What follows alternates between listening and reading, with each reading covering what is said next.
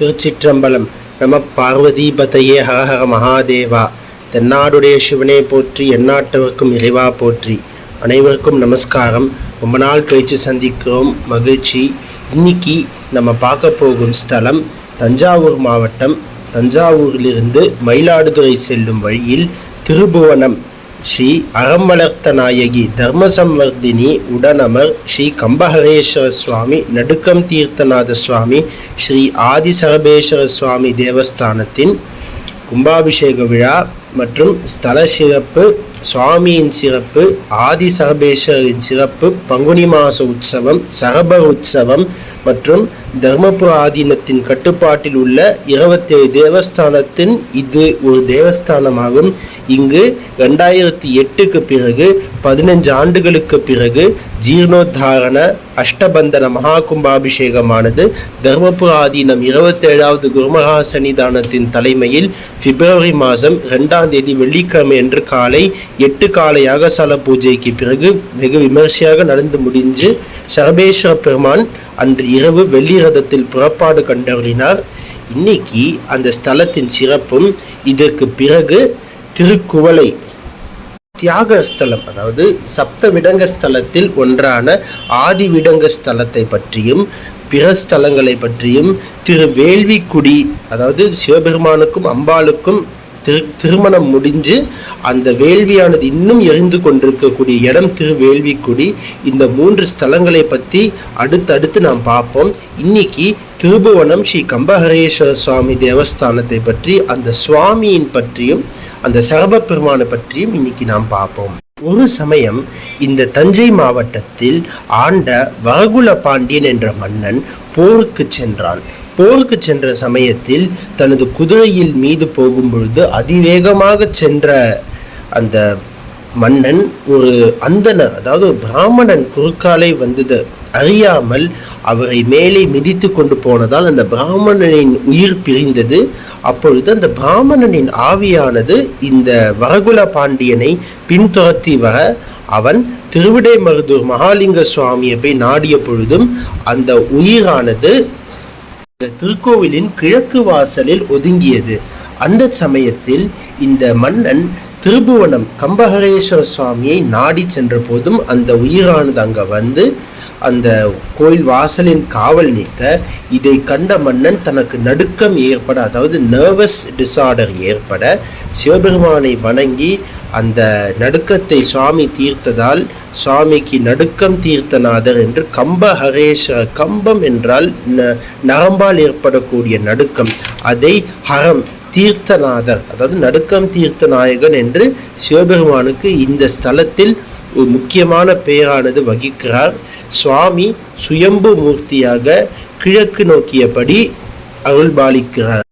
இந்த திருபுவனம் கம்பஹரேஸ்வர சுவாமி திருக்கோயிலானது தஞ்சை பெரிய கோவில், தாராசுரம் ஐராவதேஸ்வரர் திருக்கோயில், கங்கை கொண்ட சோழபுரம் போன்ற திருக்கோவிலின் அமைப்பின்படி கட்டப்பட்டது. அதாவது ராஜராஜ சோழனின் கொள்ளுப்பேரனான 3ஆம் குலோத்துங்க சோழனால் தனது வெற்றி வாகை சூடிய பிறகு கட்டப்பட்ட இந்த கோவில் பாண்டிய மன்னர்களால் புனரமைக்கப்பட்ட ஒரு ஸ்தலமாகும். இந்த சுவாமியின் விமானமானது சச்சிதானந்த விமானம் என்று கூறப்படுகிறது.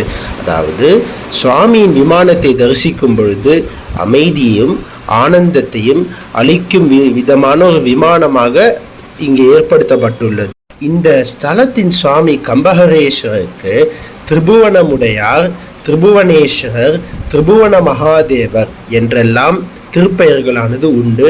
இந்த சுவாமியை தரிசித்த பிறகு, அதாவது தேவர்களுக்கும் முன்பே கூறியிருந்தேன், திரிபுர சம்ஹார மூர்த்தியாக சுவாமி விளங்குகிறார்.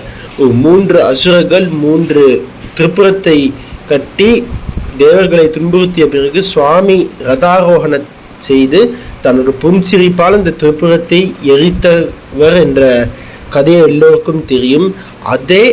அதேதான் இந்த நடுக்கம் தீர்த்தநாதருக்கும் குறிப்பிடும். தேவர்களின் நடுக்கத்தை தீர்த்தவர் என்றால் சுவாமிக்கு நடுக்கம் தீர்த்தநாதர் என்ற பெயர். அம்பாள் அறம் வளர்த்த நாயகி, தர்ம சம்வர்தினி, அறங்களை வளர்ப்பவளாகவும் தர்மத்தை நிலைநாட்டுவதற்காக அம்பிகையானவள் சுவாமியுடன் அருள்பாலிக்கும் ஸ்தலம் இந்த திருபுவனம். அம்பாள் சந்நிதிக்கு எதிரில் தான் சரபேஸ்வரர் சந்நிதியானது அமைந்துள்ளது.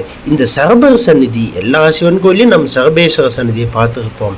திருபுவனத்தில் மட்டும் ஏன் சரபருக்கு முக்கியத்துவமான விசேஷம் என்றால், இந்த வரலாறு நாம் சற்று பின்னே போய் சிந்திப்போம். ஹிரண்யனை வதம் செய்த நரசிம்ம பெருமான் தனக்கு உக்ரம் குறையாததால் தேவர்கள் எல்லாம் சற்றே பயந்து அவரிடம் நெருக்கமாக செல்வதற்காக தயங்கி உள்ளனர்.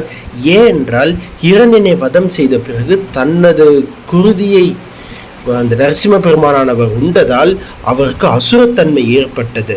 அந்த அசுரத்தன்மை போக்குவதற்கான ஒரே ஆள் என்று கேட்டால் அது சிவபெருமான் தான். அதனால தேவர்கள் எல்லாம் சிவபெருமானிடம் போய் நாட சிவபெருமான் ஒரு உருவத்தை எடுத்துக்கிறார். எந்த உருவம் அப்படின்னா, ஒரு சிவன், 2 விஷ்ணு, 3 காளி, 4 துர்கை, அதாவது இந்த 4 மூர்த்திகளையும் கலந்த ஒரு சரபேஸ்வரர், அதாவது யாழி முகம், 8 கால்கள், 4 திருக்கரங்கள், ஒரு நரியின் வால், மனித உடம்பு கொண்ட ஒரு உருவம்தான் அந்த சரபேஸ்வரர். அது மட்டும் இல்லாமல் தனக்கு 2 இறக்கைகள் இருக்கின்றன. அந்த சரபருக்கு ஒரு இறக்கையில் பிரத்யங்கிரா பத்ரகாளி தேவியும், இன்னொரு இறக்கையில் சூலினி மகாதுர்கையானவள் வீற்றிருக்க அந்த சரபர் பெருமானானவர் நரசிம்ம பெருமான் முன்னே தோன்றி, பறவை வடிவம் அல்லவா, அந்த நரசிம்மர் முன்னே தோன்றி அவரை பூமண்டலத்தில் இருக்கக்கூடிய அந்த காற்று மண்டலத்தின் மேல் பகுதி வரைக்கும் துரத்தி சென்று அவரை தனது வஜ்ரத்தால், அதாவது நகத்தால் நரசிம்மரை அந்த அசுர ரத்தங்கள் வெளியிடுவதற்கான அந்த தனது நகத்தை அவர் அழித்த அந்த அசுர தன்மை கொண்ட இரத்தமானது பீகிட்டு வெளியே சென்றதுடன் அந்த இரத்தமானது பூமண்டலத்தில் படாமல் இருக்க, ஏன் அது பட்டா 1000 அசுரர்கள் தோன்றுவார்கள். அது மகாவிஷ்ணுவின் உடம்பல்லவா, அது அழியாத்தன்மை கொண்டிருக்கும். அப்போ பூமண்டலமானது அசுர பூமி ஆகிவிடும் என்ற ஒரு நோக்கத்திற்காக